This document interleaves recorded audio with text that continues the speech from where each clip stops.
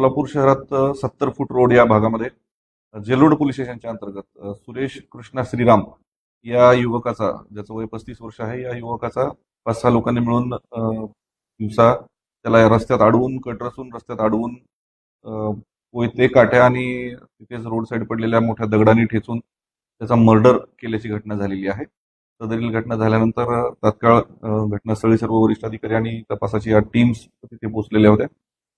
Police station gel road यांच्या team आणि crime ब्रँचच्या special team आम्ही आरोपींसाठी रवाना केलेले होते. साधारण एका तासाच्या आत 6 पैकी 5 आरोपी आपण अटक केलेले आहेत. 6व्या आरोपीसाठी टीम रवाना झालेली आहे. तो पण लवकरच मिळेल. काय नेमका वाद होता?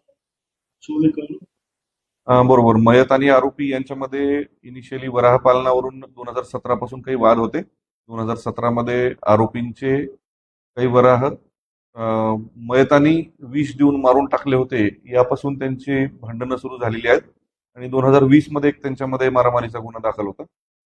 त्यानंतर त्यांच्यामध्ये आपसात कुठला वाद नव्हता, परंतु यावेळेस म्हणजे आज त्यांनी संबंधित मयतास त्या जुन्या वादाच्या आणि भांडणाच्या कारणावरून मारून टाकल्याचं प्रथमदर्शनी निदर्शनास येते तपासामध्ये. काही पार्श्वभूमी समजली का? त्याच्यावर काही गुन्हे दाखल त्याची माहिती. मयताच्यावर आतापर्यंत 10 गुन्हे असल्याचं निष्पन्न होत आहे. गर्दी, मारामारी, दरोडा, चोरी अशा स्वरूपाचे 353 अशा स्वरूपाचे गुन्हे त्याच्यावर दाखल असल्याची हिस्ट्री आहे. त्याच्यावर याच्या अगोदर प्रिव्हेंटिव्ह ऍक्शन पण करण्यात आलेली आहे.